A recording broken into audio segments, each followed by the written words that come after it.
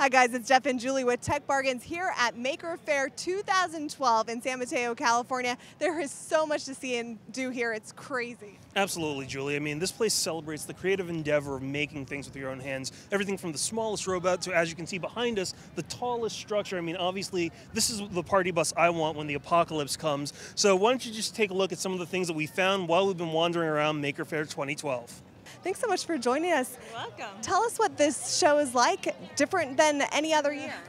I think this year we probably have more makers, more attendees, more of everything. So this year we have over 900 makers, which a maker can be one entry or it can be a club or a group of more than one. We have the pedal car races this morning, which is new this year. So I think this year we have a lot of new entrants. So, and even the entrants that come back year after year, they love to outdo each other. I think that's one of our favorite things about makers is they love to challenge themselves and come back and really show off to each other, their peers and other people and for the attendees. So it's a great thing about inventors.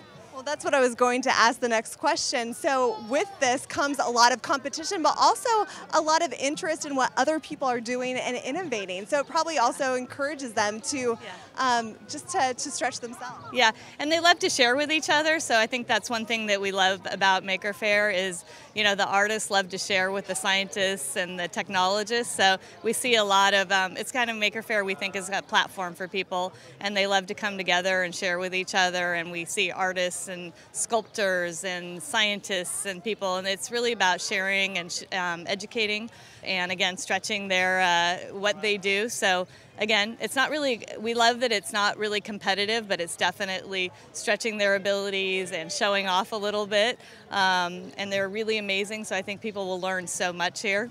So we're here at Maker Faire, and of course, who do we run into? The world's most popular and most well-known astromech. We're talking about R2-D2 and his maker, Grant. So Grant, tell us about this particular R2 unit. Well, this R2 unit, I started on it 4 years ago now. It's all aluminum. It took me about 2 years to build, and it's about $10,000 worth of parts and materials. So, and it was a lot of work, but a labor of love. So here at Maker Faire, we've actually been moving out of the way of a couple of really interesting creations. We've seen motorized lazy boys, we've seen motorized chairs, and motorized cupcakes. And with me here is Michael from West Coast Cupcakes, and he actually is one of the makers of these items. So Michael, why don't you tell us a little bit about these creations that you have behind us? All right. Each one is owned and made by a separate person. We're just friends that met basically at Burning Man.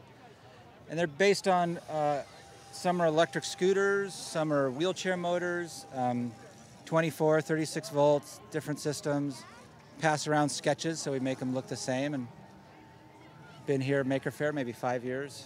Right on. And have you actually done, like, you know, cupcake races out on the playa at Burning Man? We have. There's a speed limit. We got yelled at for exceeding it. But the faster ones will go almost 15 miles an hour. Plenty fast to hurt yourself because with the small wheelbase, you turn sharp at that speed and you just roll. So as you can see, there's plenty of things to see here at Maker Faire, but there's also things to ride, things to do, things to eat. So while Rhiannon here is going to take me for a ride on the cycle side, you guys should definitely check out some of the interviews that we've had a little bit earlier on today. And if you get dizzy watching this video, that's your risk. This is awesome.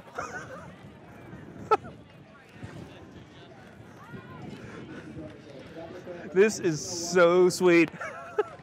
I want one of these at home. I'm here with Sam DeRose in the Viper Flight Simulator. Sam has been showing here for 5 years now, but this is something totally different, something you've never done before. Talk about that. Yeah, anyone who has tried to make anything knows that it always takes about 5 times longer than you originally expected. So we kind of planned ahead a little bit this year and started much earlier than we thought we'd have to. We started back in September, and we ended up finishing just about 3 days before the fair. So that kind of worked out well. So talk about the flight simulator. How did you get this all working? The fuselage is, the plane that you see here is actually, it's an old Piper Arrow plane. So we just kind of went to like an old plane boneyard and picked out a fuselage and basically started from there. Inside we have a Recaro racing seat and a 6-point harness, and that straps the pilot in. We've got 3 computer monitors underneath this black duvetine fabric, and that displays the virtual world which you're flying around in. So how lifelike is this to actually flying? When you button it all up and seal the light out, it feels pretty real, yeah.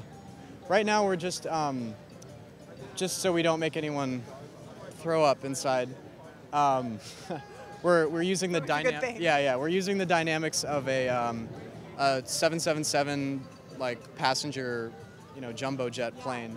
So it's not moving around very quickly. It has the capability of moving much faster, but for the fair, we've kind of dumbed it down a little bit. So have you ever been in the rain on a cloudy day and actually wanted to basically fight back? Well, the Brolly Flock will give you that opportunity. The Flux Foundation's Brolly Flock sculpture, as you can see behind us, spits out huge columns of flame, and it's actually interactive. With me from the Flux Foundation is Jen. So Jen, why don't you tell us a little bit about this sculpture? This is our beauty, Brolly Flock. She's an interactive sculpture and has different elements. Some of the brollies or the umbrellas have water misting system. Some of them have LED effects, and then of course you can see our flame effects there. There are about 50 umbrellas in total, and it took us about 6 weeks to build. So as you can see, we've had rides, we've had bubbles, we've had robots, we even have flames, and we're still getting flames behind us. That's just a quick glimpse of everything that you can expect to see at Maker Faire 2012. Make sure to check out techbargains.com for our full article on our adventure here at Maker Faire.